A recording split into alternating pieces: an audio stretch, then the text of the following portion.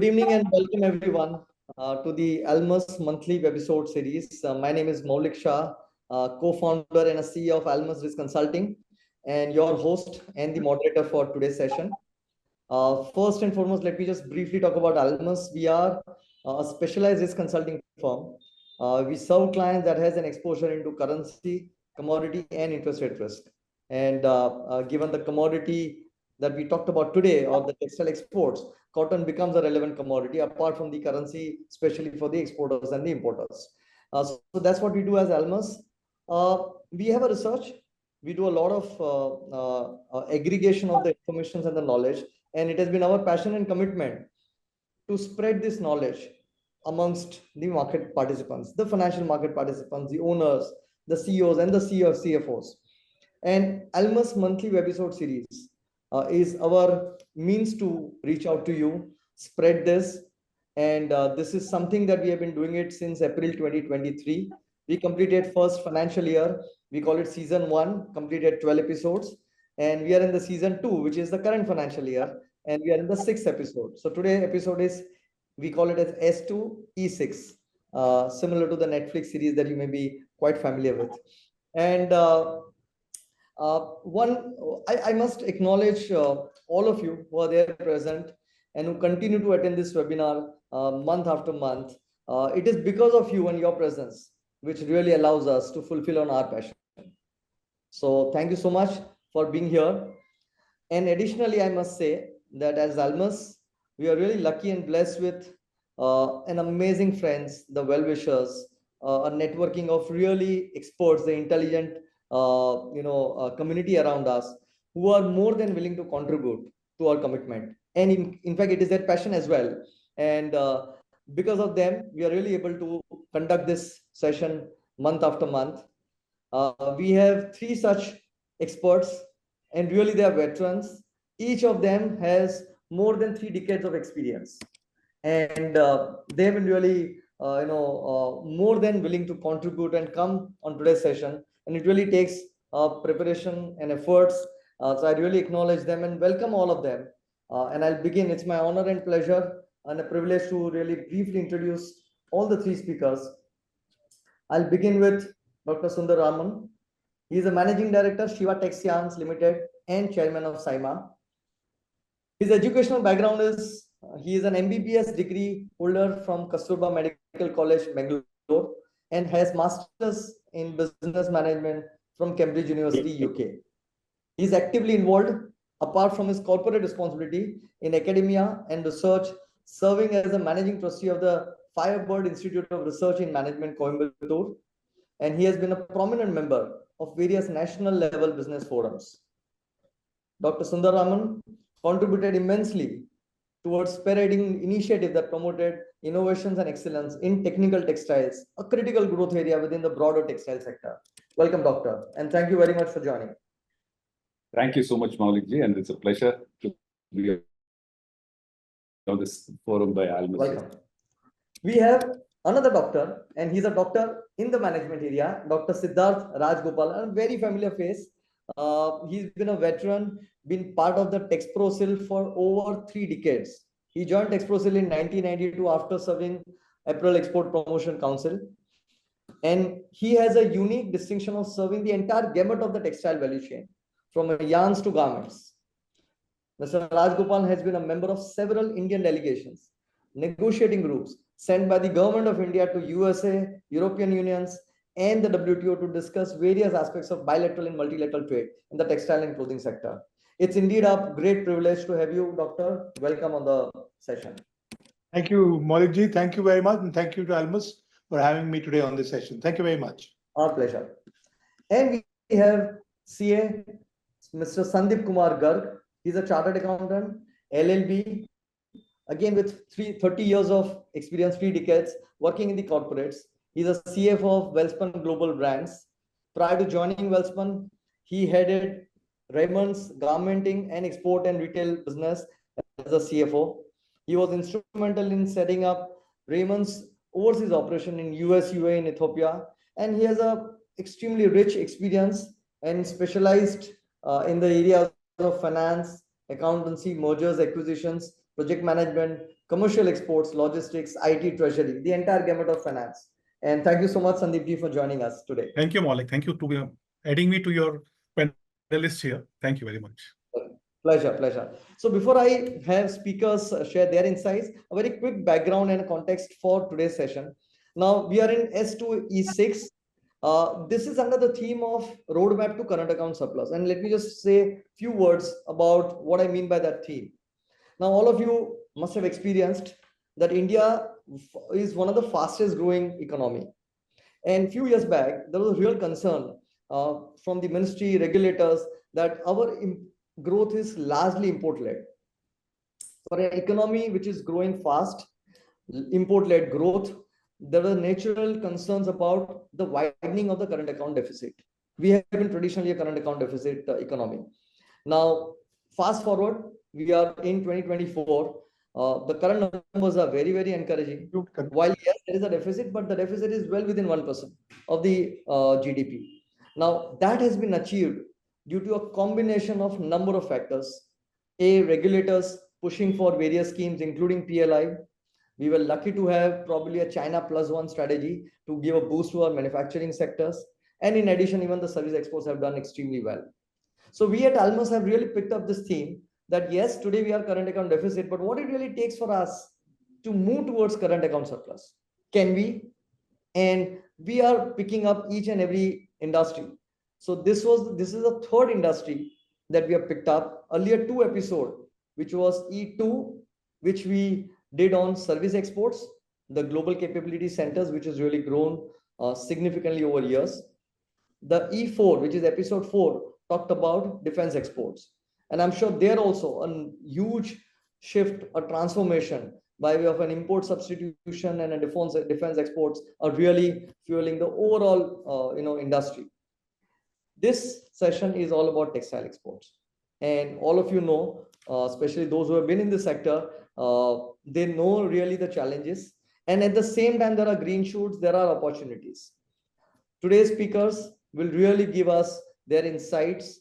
At the end of the session at 6 o'clock, our commitment is that we will highlight or key takeaways as to what really it takes for us to enhance or pivot to a high growth trajectory, which is in line with the commitment that we all have. And in order to do that, let me first invite CA Sandeep Garg. Sandeep ji will take us through the presentations. And post that, we'll invite other 2 speakers to give their insights and opening remarks. Sandeep ji, over to you. Thank you. Thank you, Maulik.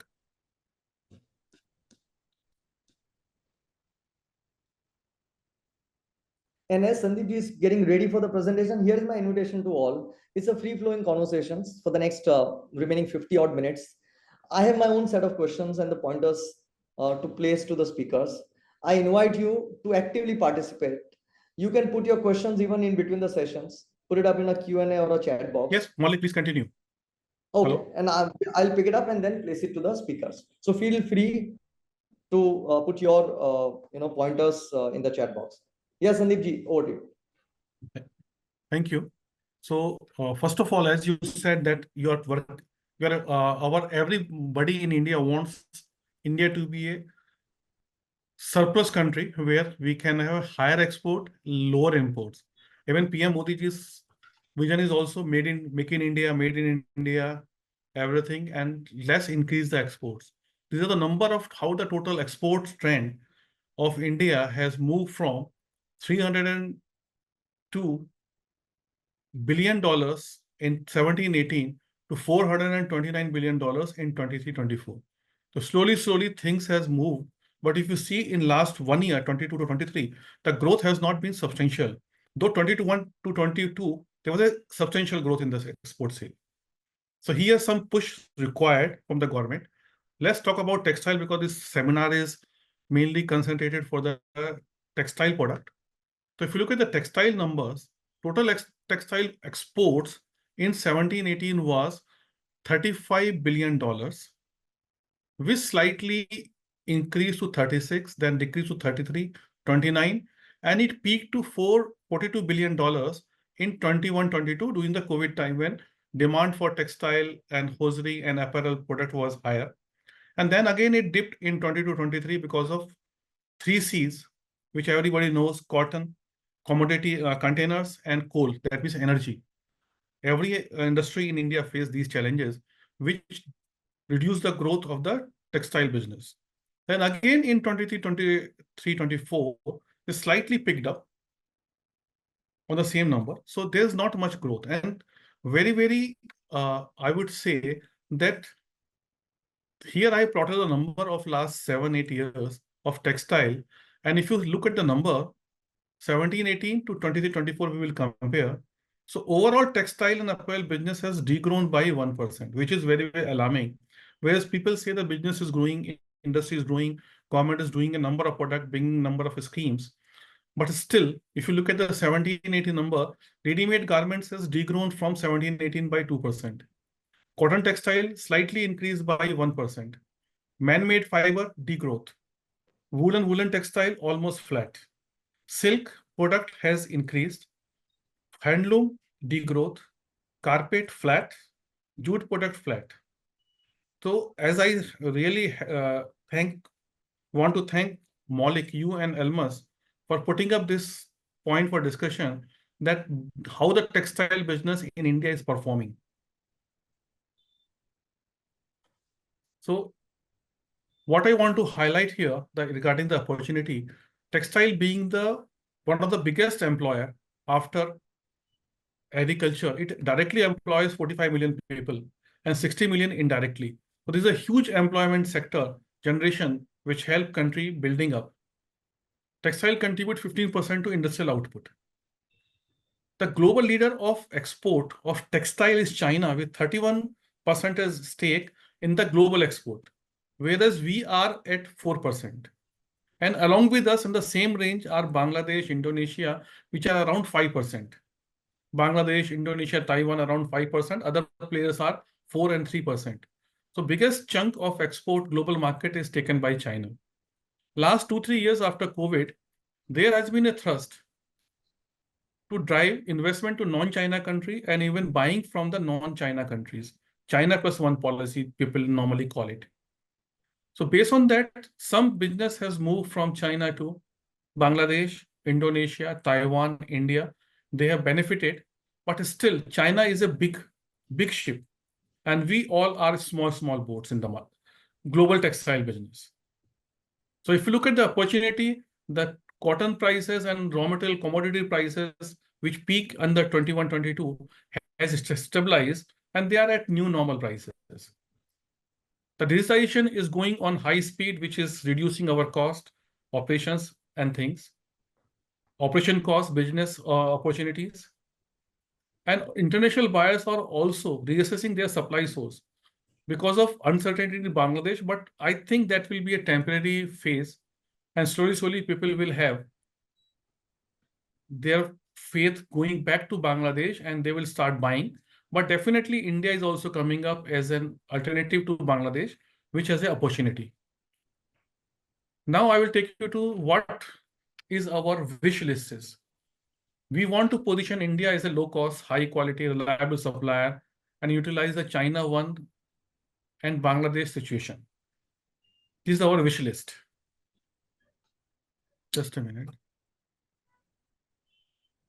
So definitely when I'm looking for the enablers which can help textile business grow in India and we are able to compete, then definitely the import duty on cotton and other raw material, the government has to look back at that how we can be more competitive, and exporters should be allowed to import duty-free.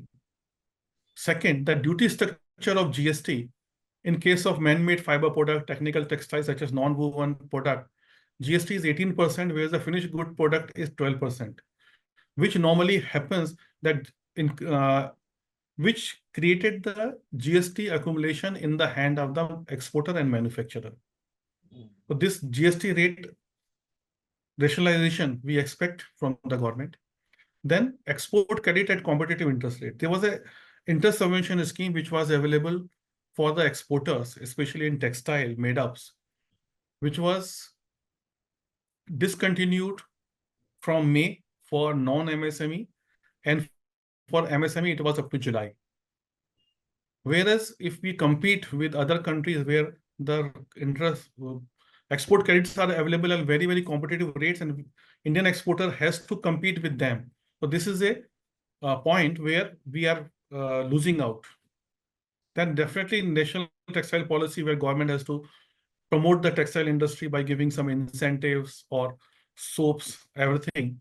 Then next point is that if somebody wants to invest for textile business, the incentive schemes, whatever different states governments are running or central governments are running, that the incentives are kept as a particular amount. So it is good for the small investor, but somebody who wants to go for the big investment, then the incentive schemes are not so beneficial for him because the incentive amount is capped at the amount. Then the rules regulation regarding to labor. I was just, as a textile, you'll know that as the Indian workers are allowed to work hardly more 10.5 hours per day. Whereas in other countries, this regulation is 11, 12 hours, and some country has no regulations. And these compliances are very, very strong that exporter has to comply these regulations, which increases his cost and it becomes him non-competitive in the international market. Then Indian government has been working a lot with UK FTA. UK is a big market. Almost 8 to 10% of global home textile business are with them, where India's share is very low because of FTA with other country, Vietnam and other country, where they get duty-free access. So if Indian government can get UK FTA signed, it will open a new opportunity for Indian textile market. Similarly, EU market, EU is also a big textile consumption market.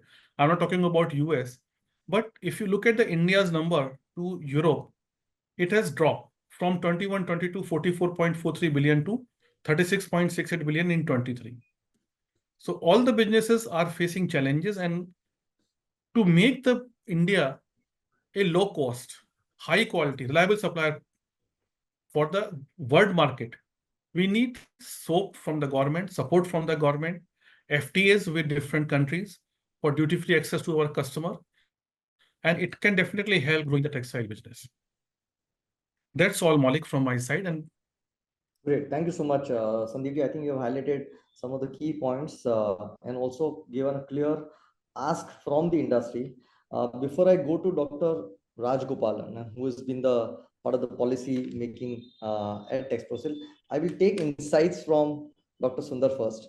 Dr. Rajgopal, I'll come to you later. First, let's hear from Dr. Sundar.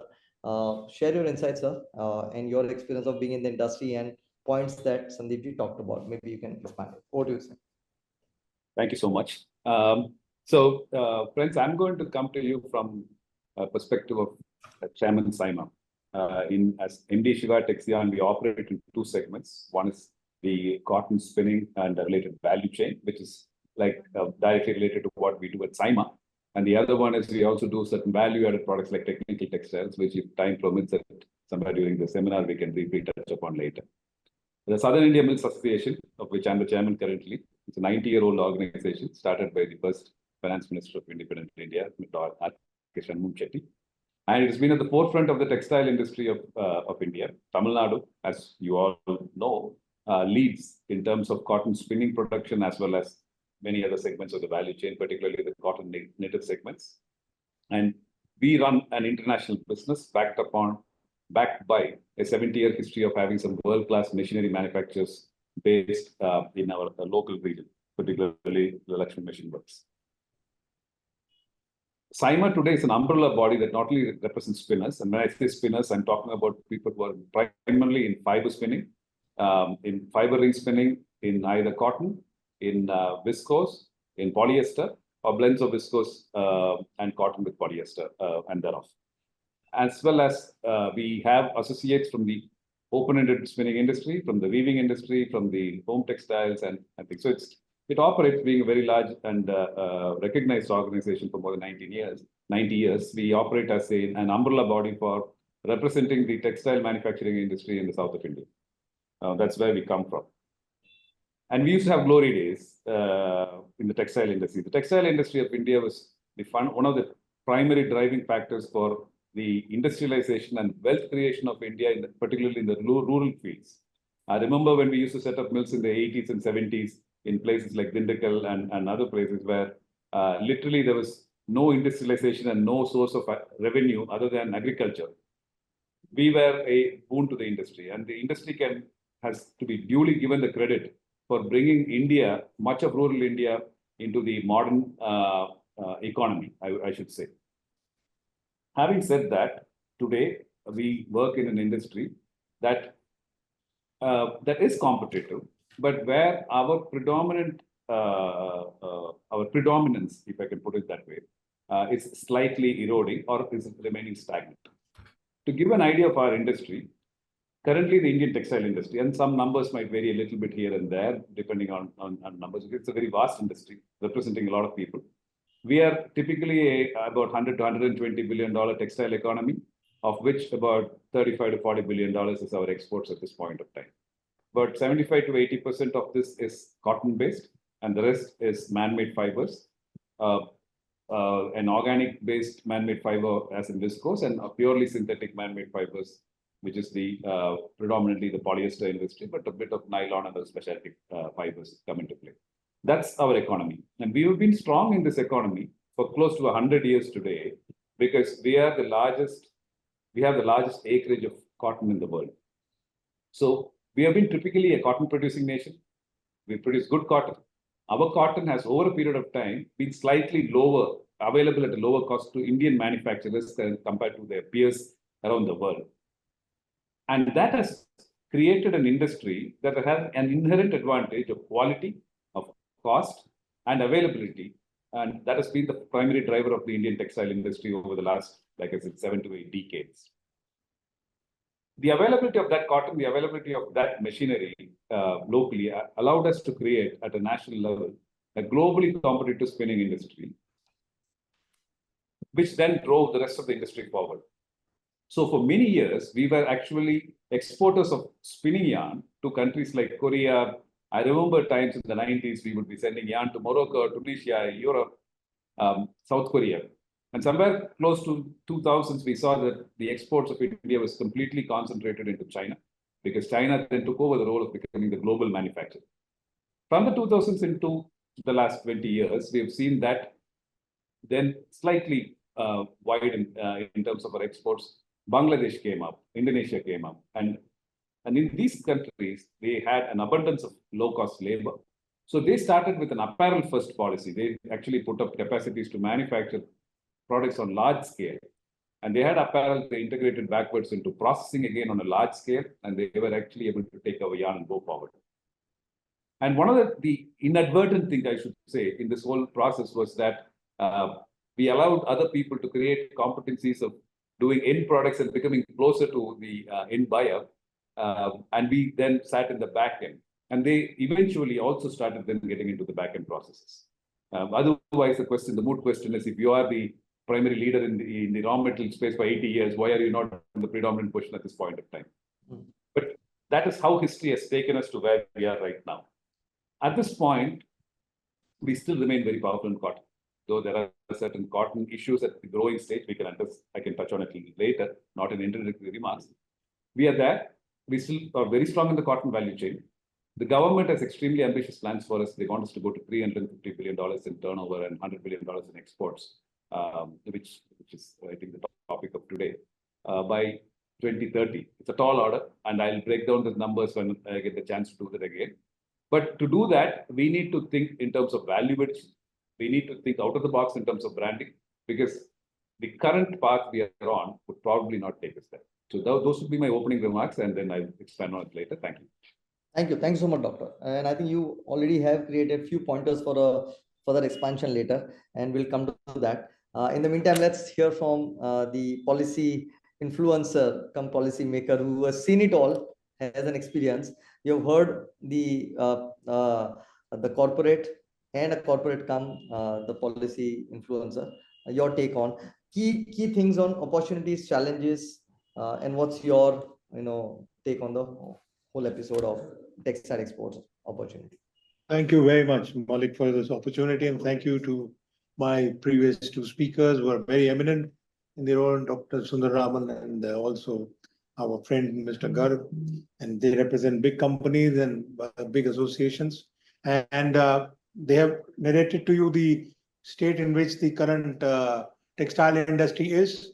They have also shown us how the policies have been framed, how they have been able to help, and how we have been moving forward, and the kind of challenges we've had.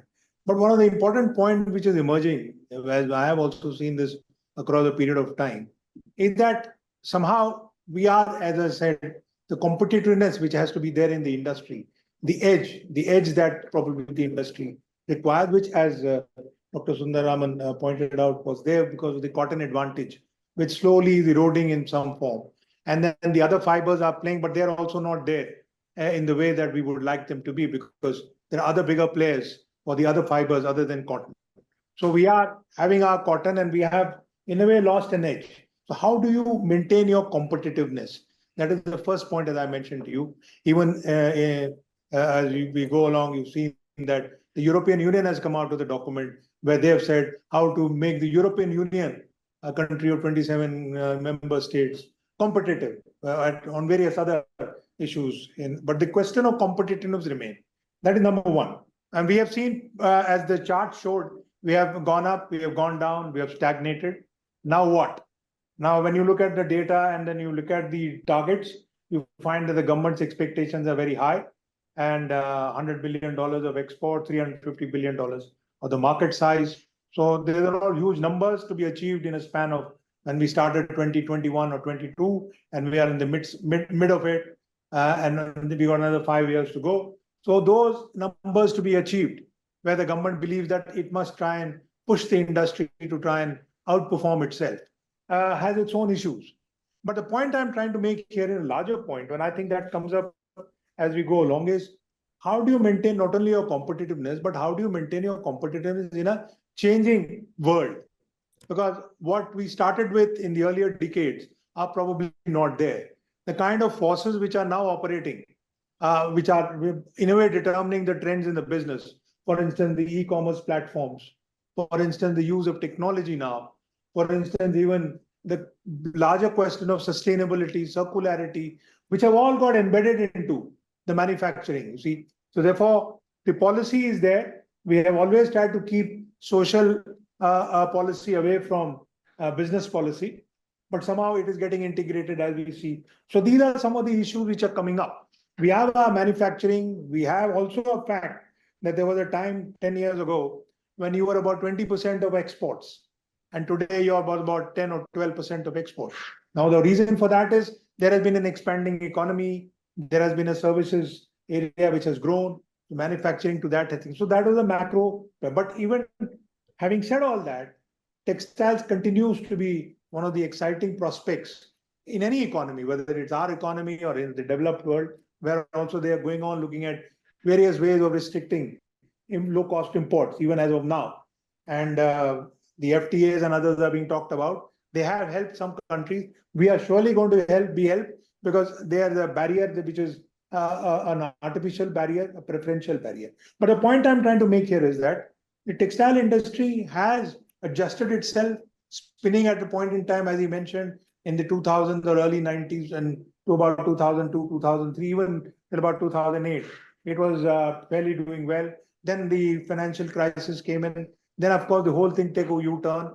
Then 2015, we had Mr. Trump coming in. Then he withdrew US from the TPP agreement and simply bulldozed the WTO system, where I think they refused to participate there. So which meant that a great threat of globalization, forces of, what shall I say, globalization, which are operating, were halted.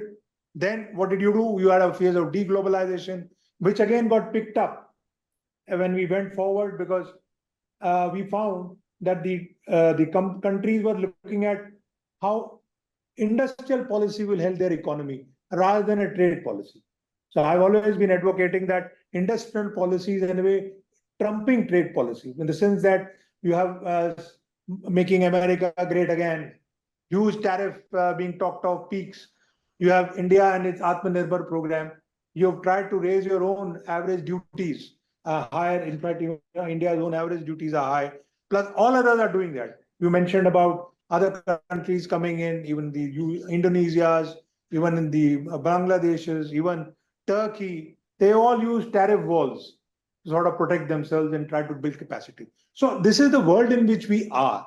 So therefore, how do you handle a product like textile, which is an everyday need? We have the roti, kapda, or makan, the slogan. So it's an essential commodity in the sense of essential need. So therefore, the policies which are in place today are undergoing, in my view, a transition. Now we have cotton, for instance. The import duty on cotton is there. Now that unfortunately has been it's been a spoiled sport, because our cotton prices have gone up, and we are now dealing with a new equation with which we were probably not there, was not there before. So our business models have to really understand this. Of course, government in its own wisdom tries to do this tinkering in the hope that it realizes larger policy goals, which perhaps are not there. But then governments being governments, they probably do this for their own, whatever is the worldview or the national view that they hold. So what I'm trying to tell you here is that in a world like today, with geostrategic strifes, where there is disruption of supply chain, there is a Red Sea crisis, there was non-availability of containers, there was a time when containers were available. And the beauty of this game is, in a situation like COVID, all industries probably sort of suffered, but textile industry did very well. So therefore, the demand created for various reasons. Simple, for the reason that containers may not be available, supply chain may not be there, maybe we may not get the goods on the shelf in time. So a lot of people did a lot of overbooking. But that became a sort of an outlier. But then there you are, you have a story which is there for the demand that got created. But then later on, when the demand correction took place in the subsequent years, you find a slope in your exports. So therefore, it has been an interesting story, because we are now dealing with a lot of issues. For instance, the issues of fast fashion, which is raising the issue of what is kind of a culture of disposable clothing, as they say. So how do you dispose? Now, there are legislations which are coming forth from the EU, which has been pointed out, legislation which will cover the concept of waste, the concept of its movement across borders. So all these will get built into policy. All these will get built into production systems or manufacturing practices. So at the same time, in countries like ours, which are at the moment low cost in the sense that it's a price sensitive market, we have to build in these factors. So going forward, while we have huge targets, our issue here is to deal with the new emerging challenges. So this is how I look at it. And therefore, preparedness towards this, while we do make our claims on the incentives, we do make our claims on the concessions, subsidies, whatever else that the government has been given so far. The government itself is also tweaking its policy. On interest subvention, they have unfortunately withdrawn that, although our interest costs are very high. But they kept it down, but they had their own reasons. And they say there are alternative mechanisms available to the industry to try and get credit for itself. Similarly, on machinery, we used to have an access, but that also has been lost, because capital goods also are important. We had a scheme called the Technology Upgradation Fund Scheme, which worked very well. But unfortunately, for various factors, it has got into a limbo, because again, now when you have to modernize, you have to upgrade, you have to sort of try and bring in new machinery, technology, especially when you're in the age of technology. So you need support. There is absolutely no doubt. You need support. Our kind of economies need support, because they're still not there. Even the developed countries are giving support. Even the US has a large cotton support program, which runs into billions of dollars for their cotton. So therefore, it's not as if other countries don't have it. But having said all that, today, as I go forward and look at it, some of the challenges were not there. Some of the challenges continue to be there. The last 15 years, we are seeing this tariff concession given to Bangladesh and all other countries except India. And that's a fact. One of the reasons why the businesses went to Bangladeshers and the Vietnams and other countries, even countries like Hong Kong and all earlier used to have it. And because of this tariff concession, now you got it with EU giving to Vietnam, and it is linked in the rules of origin, fibers and fabrics originating for other parts of Southeast Asia. So therefore, they've extended the supply chain to suit their interest through what can be perhaps called the tariff concession. But then we are also keenly awaiting, as was pointed out by Sandeep ji also, and even Dr. Sundaram, the Indo-UK FTA. For various reasons, it has got delayed. It comes up, there is a very strong feeling in the industry that we play a game changer. A lot of home textiles, and even for that matter, garment mainly, who will be driving this entire growth, will stand to gain because the difference is 9.6%. And in fact, in the case of EU, they have withdrawn that benefit and made it 12% for home textiles, whereas for garments it remains 9.6. So when you go into that framework of GSP, there is an element of arbitrariness which you face. And there were, despite all your efforts, somehow the argument is not going through. So to sum it up, so we need to look at, as I said, the competitive landscape. But it's not as if our competitors are going to always remain competitive. Because we have found even in Bangladesh, the cost has gone up. Vietnam, of course, it deals with the man-made fiber segment and has got a seamless arrangement, let us say, with China. So therefore, there's a raw material movement which seamlessly moves across the border.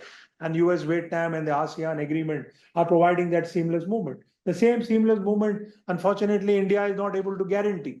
We used to have our agreement, but then again, industrial policy versus trade policy. So tariffs have become high. We are imposing anti-dumping duties on fibers. And we are also trying to ensure with our own controls of the certificate of origin, how to control the entry. So therefore, somewhere the balance has to be struck. But again, as I sit here and talk to you, we're quite bullish about the targets. If one segment is not doing well, the other segment, for instance, home textile is today doing very well, and is 4% growth. Garments have shown up now 7 to 8% growth, and home textile with big players like them who are world-class companies. We've got the highest market share of towels in the United States, the highest market share for bed linen, even for our t-shirts and our trousers in the US. For the woven garments, you are higher than Bangladesh. This, of course, US doesn't have an advantage of tariffs, so therefore you are competing on the even keel. But in EU, despite the disadvantage, there are claimants for Indian goods and who are pushing India, and India has been able to get a good market edge. But if it gets this tariff advantage, definitely it can improve on where it is as of now. So the key position would be how we to will take pick this part. We will pick this part, what you just said, maybe and hear more from Sandeep ji. But I think that's a very interesting point that you're making. There is one segment of the market which is really doing very well amongst the, and you also talked about the competitiveness. If I may just double click on the competitiveness, because everyone, all three of you, there was a common thread about being competitive, and whether the tariff removal will address the competitiveness, because there's another report which says even if you take out the tariff, which is 8 or 9%, still the differentiating cost is as high as 20-25%.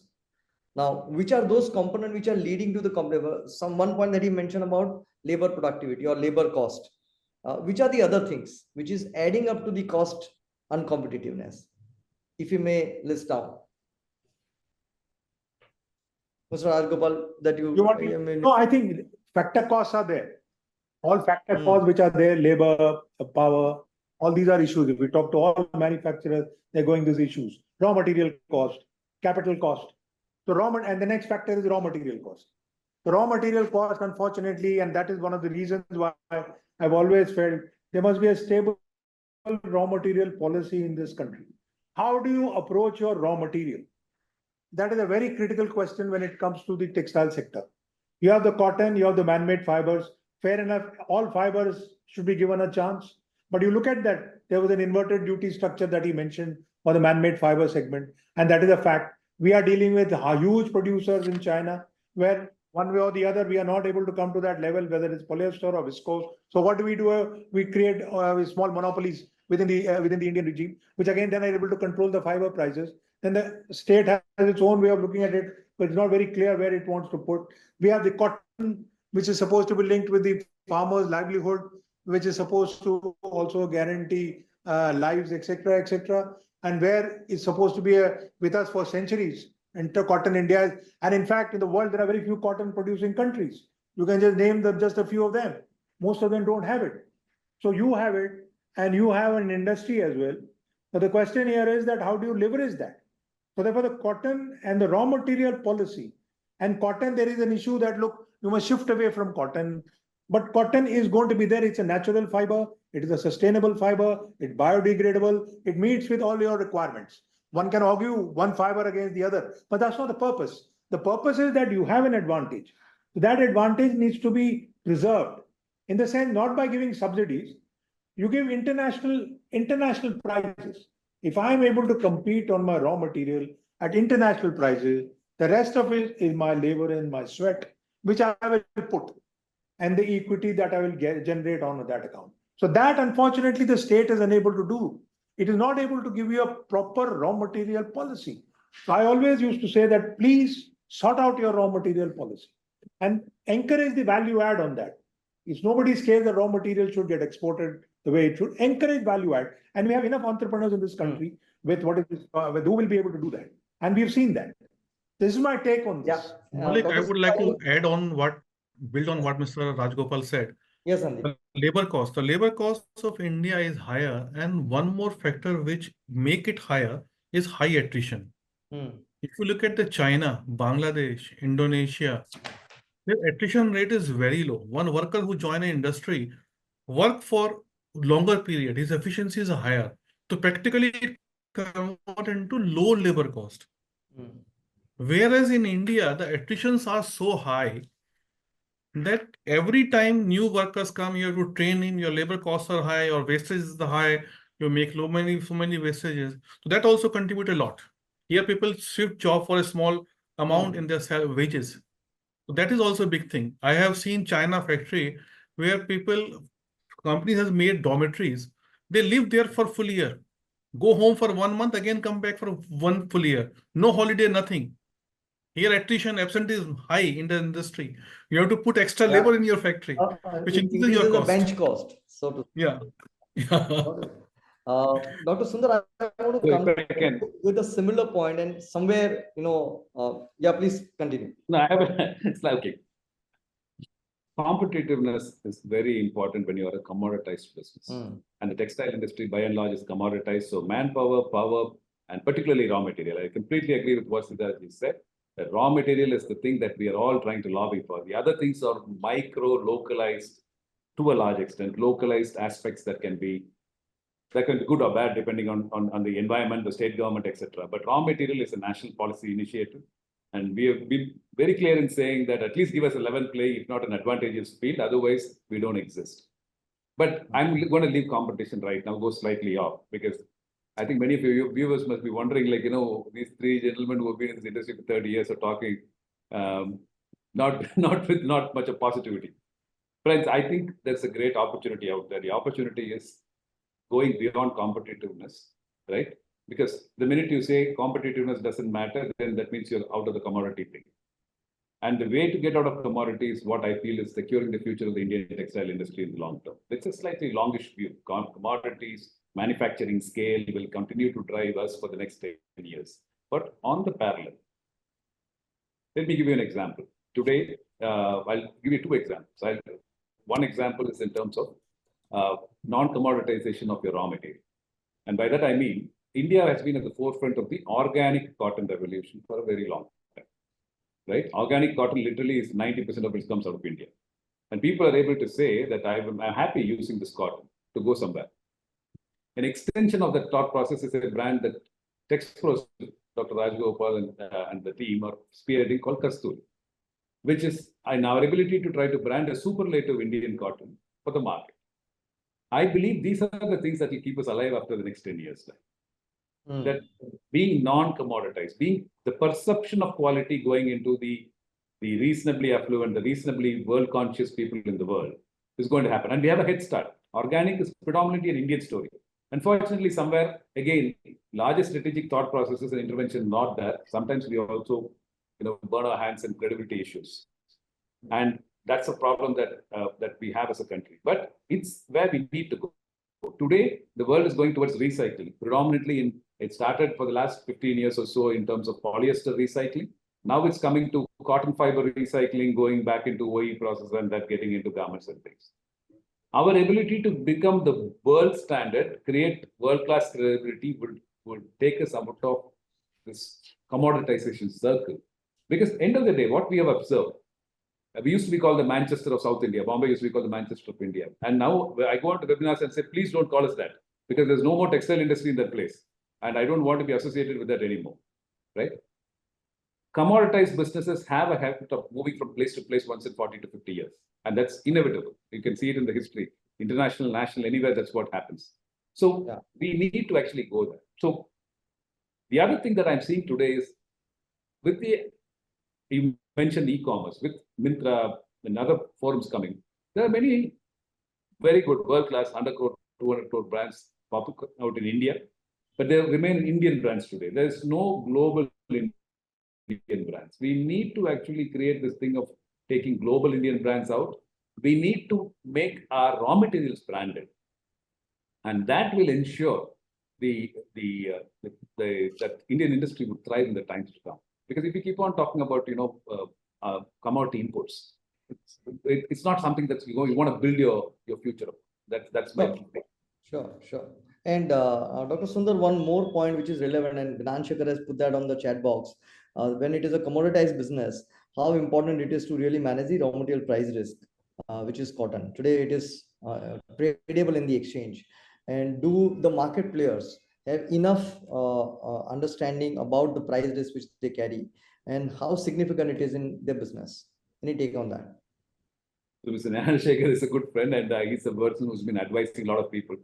And I say it's very, very important, because if you're going to be in the business of cotton, and that non-commoditization is going to take, let's say, a decade for us to build, it means that right now you need to have global inputs on, particularly in an industry like ours, where many of our members are MSMEs. That information doesn't actually go out to them. You'd be surprised to see how difficult it was to even to sell us the concept of using MCX as a de-risking methodology to most of our people. My own CFO wouldn't buy into it for quite some time.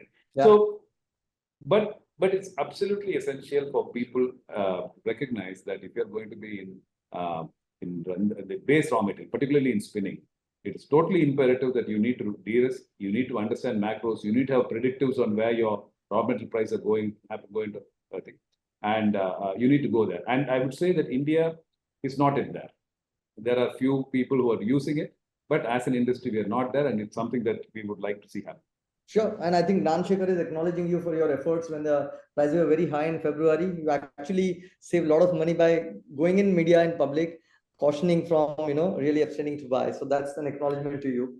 So thank you very much. It was a team effort, but it worked and it was good. So thank you.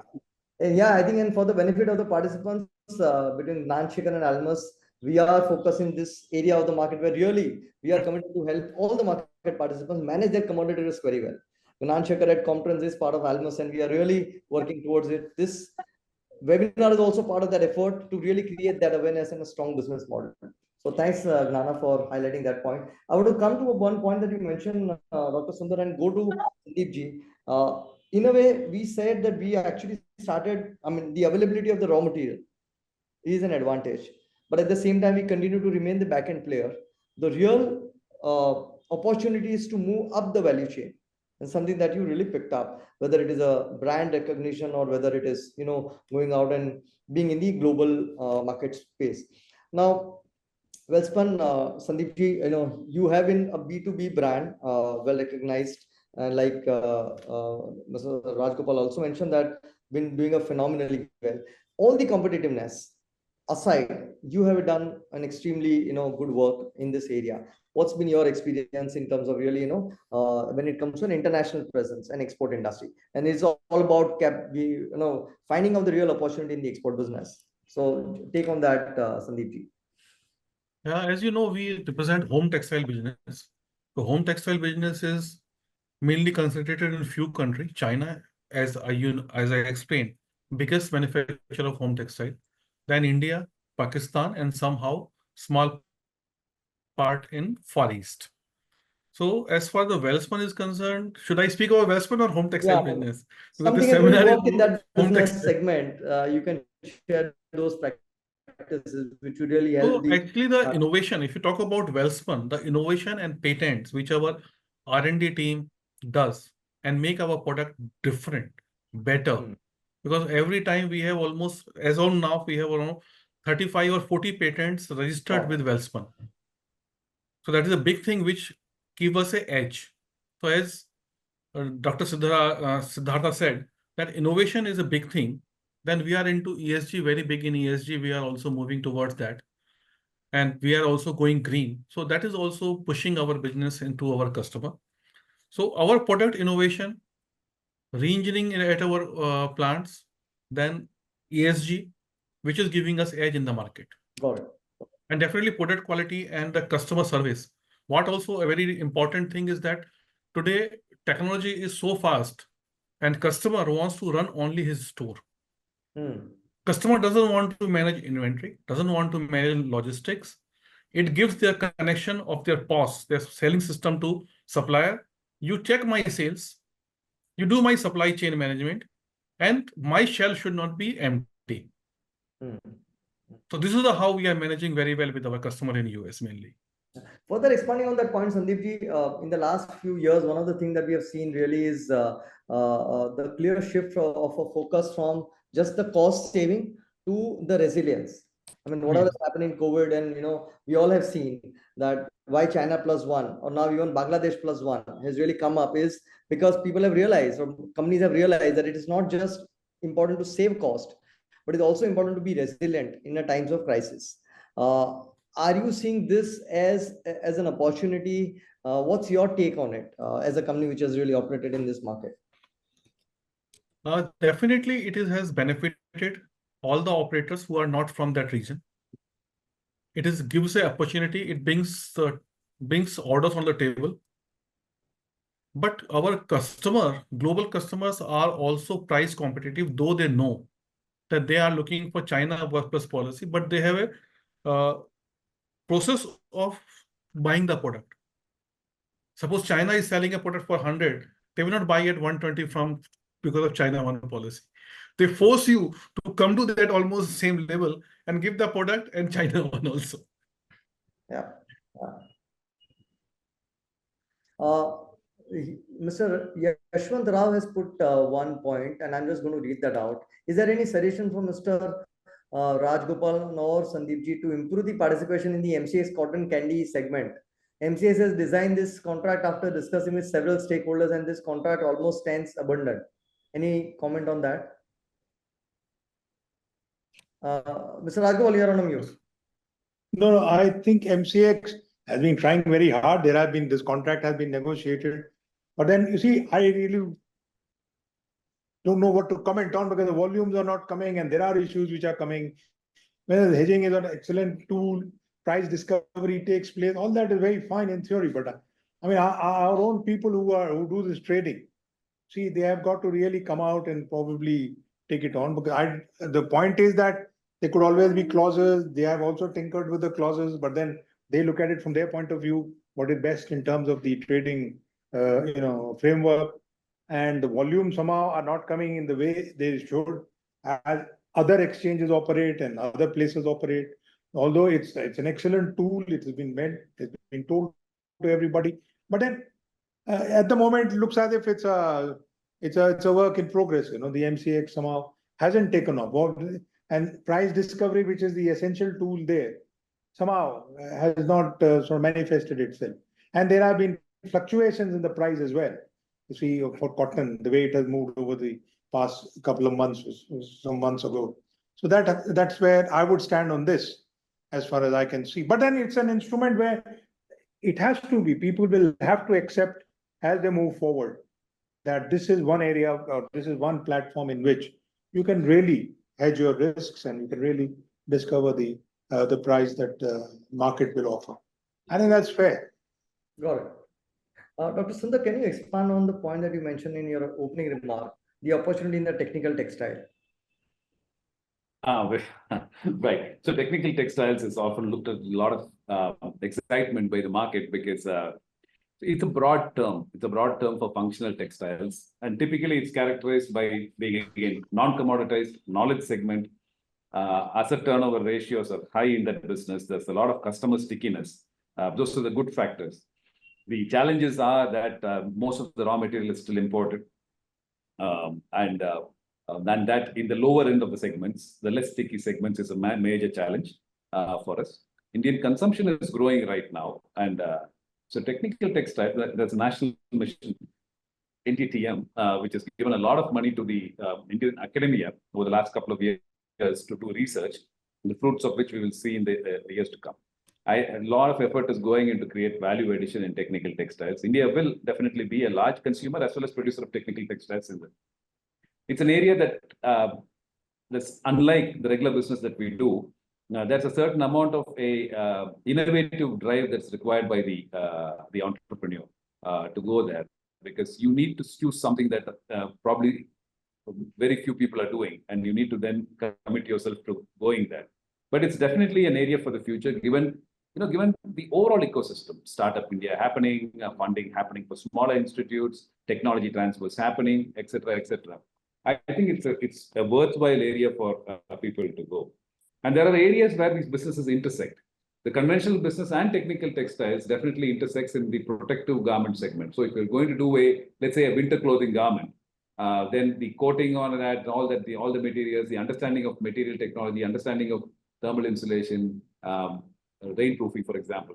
That's the technical aspect of what you and I would normally see as an everyday clothing, which is actually a high-end clothing. So you would probably go buy a Jack Wolfskin jacket when you go to Europe and say, like, this is what I would like to wear, or a Mammut, or a North Face, a very good brand. So North Face, we buy it, we might not recognize it as technical textiles, but it is technical textiles. So in the protective, there's intersection. In many other things, it's probably not even seen as textiles, but it's a great place to be. Got it. Then thank you so much for that insights. I have few more pointers and questions, and I request an extension for about 10 to 15 minutes, maybe up to 6:15. Are you okay, speakers? Your time is... I'm fine.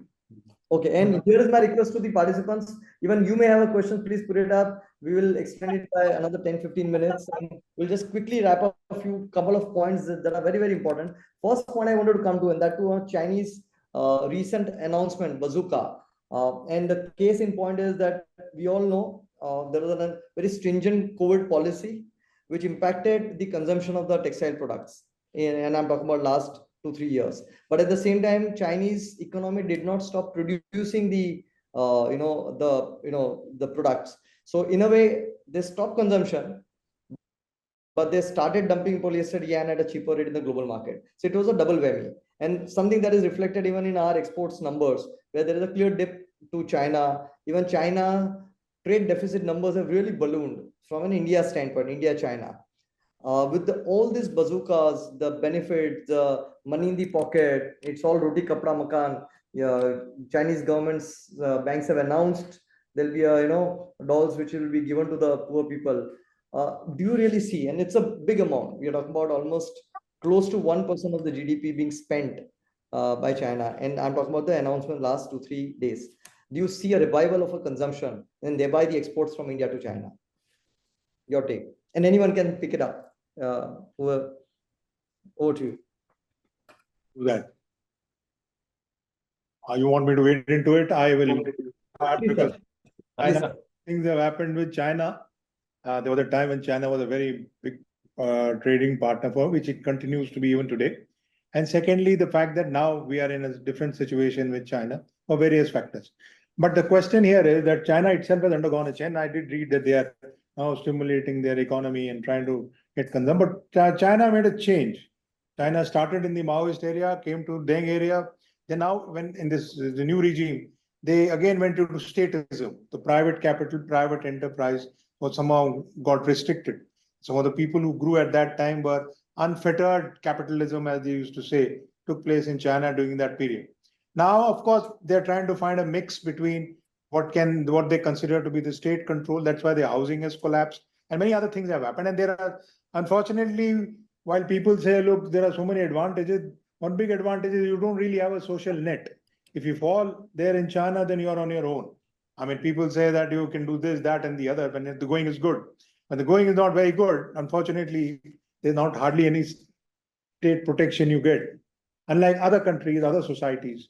So therefore, that is a very important thing. And my own feeling is that, look, the China market is a huge market. China gained when it joined the WTO. Let us be very, very clear. I mean, it's a fact that when they joined in 2002 or 2001, to the time when till 2014-15, till Trump came, or till at least 2008 and 9, till the financial crisis, they really took the maximum advantage on the tariffs. And they positioned themselves with low tariffs as an investment center, almost promising 20 to 30% low cost production. A lot of people went there. And even today, a large part and a large slice of the industry continues to lie there, despite various factors. Because then when this heat was felt in the society, then you found that they were hitting back saying, stop China, stop, put tariffs, don't get the goods in. So we have found a mix and match going on. So what I see right now is China as in the domestic market, it is pumping in. Yes, it would like consumption to grow domestically. It has not withdrawn from the international market, nor has globalization disappeared, as we may think, because we use words like deglobalization and all that. But I don't think that has happened in that sense. It continues to be maybe in different forms, but there is a global growth in trade. And China has, what shall I say, excess production in some of these, not only this PSF, PSC fibers, others. And they have huge production, which they are selling in the world at what we consider to be dumping and dump prices. Of course, one thing about dumping, you must be clear. We use that term very, very loosely. There are procedures for, getting a dumping duty on. We have faced them in other societies or other economies like Turkey and Egypt and other places, and where we have fought them. And we won European Union, we fought cases. So therefore, dumping is a recognized activity. Anti-dumping is a recognized policy tool which you have, where the industry is encouraged to go and fight. But then whatever price you put, they feel, no, they are able to drop it further. It doesn't meet. So we have minimum import prices as a concept which has come up apart from minimum export prices. So we're trying various methods. But China has gained supremacy primarily on the raw material and the on the sign of minerals, raw material, as you see in batteries, as you see in the other minerals which go into the various activities in the metal industry, steel, where they're simply dropping. So, well, that is something we have to learn to live with. Now, the question is, our industry must expand. What are we trying to do? Our own value-added sector must expand. Policy, viscose, polyester, etc., where as unmatched prices, domestic prices are much higher than what I would get when I import from Vietnam or Indonesia or from wherever, China.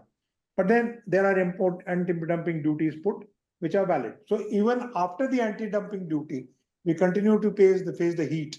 Then obviously there's something seriously wrong somewhere, in the sense that these are the instruments available in trade. Now, if you're going to say, Mr. Trump says, I'll put 100% tariffs on China and simply block them off, which will only hurt his economy, because a lot of fellows are depending on the raw material which is coming from there. It doesn't work like that. Yeah. So I think what we have to do is, sir, you will have to at some stage come to what you consider to be a reasonable competitive price of manufacturing in a country like India, where the costs are going up all the time. I agree with you. Factor costs are not under anybody's control. Raw material also, we are trying all kinds of things. So we need to really come to some price, and maybe if it is not working, as Dr. Sundaraman said, in the commodity business, move out into the value add business, where there are people where you still get margins. Where even so that's kind of a response on how do you still continue to be competitive. And again, the point remains as to do you see China reviving, Dr. Sundar, in terms of the way things are developing in the last couple of days? I do not see China as a market for Indian goods. In many years, I used to be one of the rare people who would supply about 3 to 4 containers of a fabric to China. And in fact, whenever we meet up in trade fairs, people would be amazed I'm doing that. It was just because that there was an anti-dumping duty on coated fabrics for artist canvas, which they would then stretch and send. And by taking Indian fabric, they would go beyond it. I have seen that they are extremely competitive in their thought process, and they're very averse to taking any products from anybody except unless it's luxury goods. So they would of course continue to import a Louis Vuitton and try to sell it in their high streets. Yeah. But they would not take an Indian product and sell it. So I don't see China as a market, to very pointedly answer. It's their their revival as an economy is of no impact to me. Got it. Their manufacturing competitiveness, if it's increased, of course, it continues to be a threat because then we will have to compete with them for the customers who are traditionally with us, the West, the Japanese, and literally every other part of the world other than China. So that's how I'm looking at it. And hence, again, very quickly to say that purely a competition, a commoditized competitive approach would not suit us in the long term. That's my take. Right. Sunil Mehta has asked a question: can India compete with China in the man-made polyester segment? Sandeep ji, you're on a mute if you're speaking. I was on mute. I got an important call actually. Okay. 6 o'clock. Sorry, I missed. So can you repeat, please? No, I'm saying, can India compete with China in the man-made polyester segment?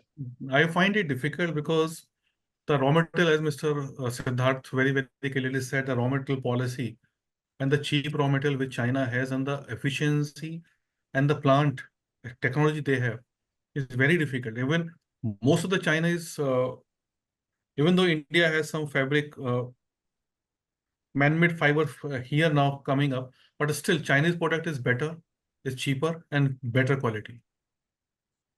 Got it. I'm going to now. Can I just briefly touch on that? Yes, Doctor. Yeah, I know time is the thing, but very brief. If you're going to be 10 rupees higher on a kilo of yarn, we should, in my opinion, you should try to open the raw material sourcing to the best in the world. Have no barriers. Get that in. Take that 300 rupee raw material product and make something at 3,000 bucks out of it. correct. Right? That's Value where we addition. need to go. And value addition. So we are strangling our guys by and Indian industry will take 20 years to grow there. And we are strangling that industry. And hence we are remaining, we are nowhere actually in terms of the MMF. The gap is miles ahead of the cotton gap. And unfortunately, nobody's seeing the big picture on this one. So Mr. Rajgopal, do you agree with this? No, I agree. You see, in cotton, China is deficient. Is deficient in cotton. If they need the cotton, their large part of our yarn was going, as Dr. Sundaraman said, cotton was going. But today, obviously, there have been other factors which are coming. Their own cotton is under a question mark. So they have found an outlet, not for export, but in the domestic market. So therefore, they are not really buying some of your cotton. But China was one of the important markets and continues to be. And I always believe we started this entire discussion with the, deficits. Now, the question is, in one country, at the moment, we are not surplus, but there was a time when we were surplus even with China on cotton. So cotton is one. So therefore, what happens here is that you must identify, while China may not be a great market for India, we try to push many goods at many points in time, but then we are not able to do that. So you will have to then see where you can sort of break in. Yeah. At a very disaggregated level, identify the product. Even when we do an event today in China, where about 45 yarn people go, then 10 fabric people also go. So I used to tell them, what are you discovering there? I mean, what fabric can you sell when you come to a country like China? But they said, no, we can surely find some market. And the Chinese have also told us, it's not as if it all market segments we dominate. But you want to compete with me in a market segment in which I'm there. So you try and see which market segment you can isolate for yourself. And you can have what we used to say, cooperative competitiveness, or whatever you call it, cooperating at the same time competing. Now, this is what we began with in China, mind you. The yarn business began with Textile in 2002, and we took it to a very large number. But now, obviously, yarn itself came under questions. It got converted. Various factors have come into play, and no business can remain the same. There will be, there'll be highs and lows, and peaks and troughs, which always will be there. So demand and supply has changed. But as rightly said in polyester specific question, with due respects, if you see the production numbers, just compare the production numbers of China with the production numbers that India has. You will get both domestic production and import. You take your apparent consumption, you will compare it with what you have there. You will get a picture. They are really far way ahead. So even though we try to climb that, staircase of man-made fiber to push it, but we are not there. Even today, if you see $12 billion of cotton textile exports, only $4 billion of a man-made fiber export. 90% of man-made, but what has happened? Man-made fiber has replaced cotton in the domestic market. So 90% of the man-made fiber is now more. The battle then for the fibers is not for That export. also to reduce the price of the product. No, but Because battle cotton is becoming costlier, so man-made fiber makes Exactly. it cheaper and more lasting. True. Therefore, the battle of the fibers is more for the domestic market than for exports in the man-made fiber segment. Unlike, let's say, the cotton segment, where almost 80% of that cotton goes, whether it's raw cotton, cotton yarn, fabrics, or cotton garments or cotton home textiles. Almost 80% of that cotton is exported. So you have a situation here when you analyze the fiber base. Yeah. That man-made fiber gets consumed in large numbers. It has displaced cotton for various reasons, as Sandeep ji pointed out. It's a fact. But then at the same time, cotton continues to dominate the export basket. Even today, the clamor is they would like cotton products from India. So we're just running out of the extended time now. Yeah. I will just invite you to have a closing remark. 30 seconds each, way forward, the opportunities. Before that, just last comment from Pankaj Sharma to everyone. Review of Indian Asian FTAs under progress, some modifications required for import duty disparity under current FTA for various textile goods. For instance, PSF versus PSY. Foreign mills have a competitive advantage over our domestic mills. Thank you so much, Pankaj ji. And here is the last closing remarks. Way forward, roadmap, 30 seconds each, and then we'll close the session. So Yes, thank you, Maulik. Thank you, Almus, Sandeep. for bringing me to this forum. It was very good, very enlightening. And thanks, Dr. Siddhartha, for highlighting and informing so much development which government is doing.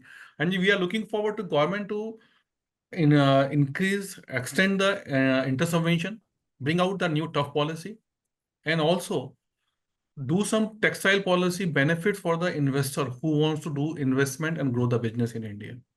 And definitely FTA is a big requirement for growing the business across the globe. Thank you. Thank you, Sandeep ji. Yes, Dr. Sundaram. Thanks to my fellow panelists. It's been a very enjoyable session for me. Only one take. I think Indian textile industry still has the fundamentals to be a world-class industry. We just need to understand where we have lasting competencies, stick to that and go forward. And I think we will have a good industry to go on for even decades to come. That's my vision. Thank you so much. Thank you. Thank you to my panelists who are, of course, erudite people who really have industry experience. My only take is on the first, when we talk of competitiveness, or we are not really trying to have a depressed scenario, number one. Number two, 30 years of experience or whatever in this field doesn't, sort of tell me that the future is not bright. The opportunities will lie elsewhere. So you'll have to adapt.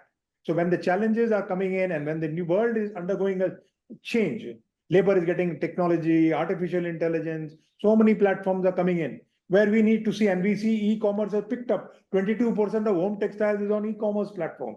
We were informed yesterday.